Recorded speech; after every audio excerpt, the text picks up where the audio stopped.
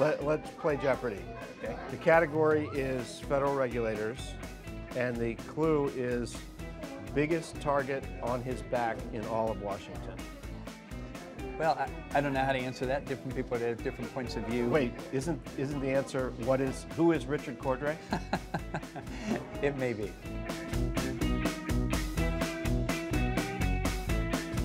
In some ways, it's a mark of respect and appreciation for the fact that we are doing something for people across this country. We're standing up for consumers against large financial companies.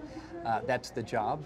Do you see what you are doing at CFPB as consistent with the message of Donald Trump and the desires of his voters? I think it's consistent with what most Americans want. What do people do when they're suddenly being harassed by a debt collector, called at all hours of the day and night, can't get them off their back, can't get them to realize that maybe this debt isn't one that they even owed in the first place? To have somebody who will stand on their side, to have somebody who they can complain to and who will try to do something about it, I think is really important. And I think people want that. For you personally, is this a job worth fighting for? I think that the independence of a consumer watchdog is very much worth fighting for. From the outset, there have been, if you ask 10 people, they have 10 different opinions about what's the right way to do this or to do that.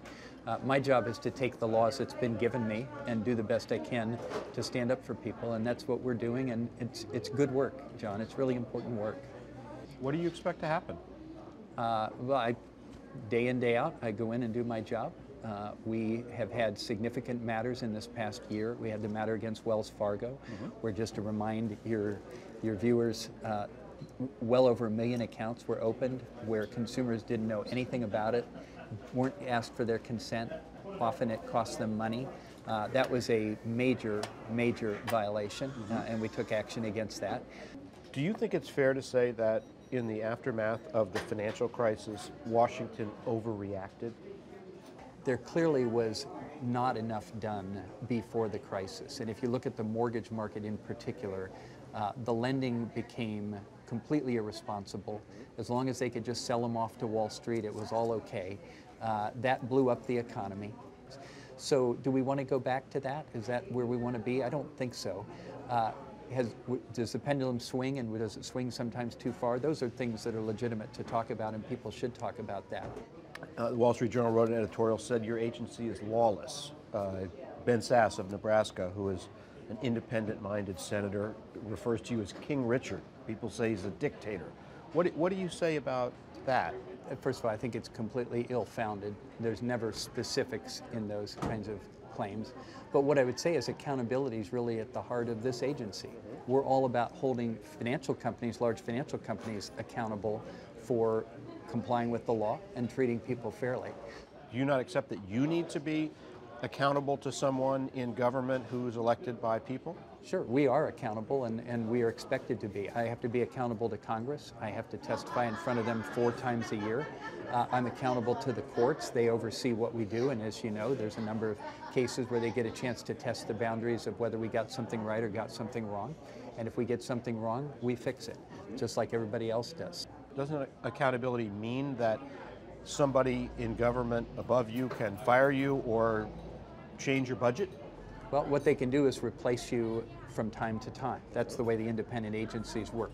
Nobody's talking about firing Janet Yellen at the Federal Reserve.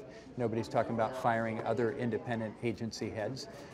That's the principle of our government. Part of choices and freedom is people have different options. And so when you say no, payday lender, you can't make that kind of loan, I understand your motivation for that, but is a net result of that is that there are some people who are not going to get things that they want and could use at that moment.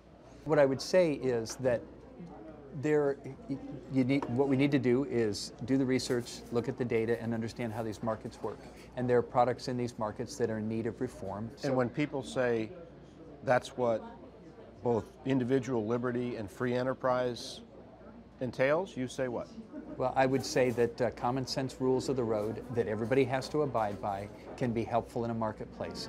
If you're driving down the road, you don't simply say anybody can go anywhere they want. We can move over to the left side if we feel like it today, and we can pass on the berm if we want to. One of the charges you hear thrown at Trump and his administration from the left is he's an authoritarian. That's exactly what they say about you. Well, I think if you're doing things, people will criticize you. But are you going to stop doing things just because you're criticized? You know, sometimes that's a badge of honor. Hey there, thanks for checking out CNBC on YouTube. Be sure to subscribe to stay up to date on all of the day's biggest stories. You can also click on any of the videos around me to watch the latest from CNBC. Thanks for watching.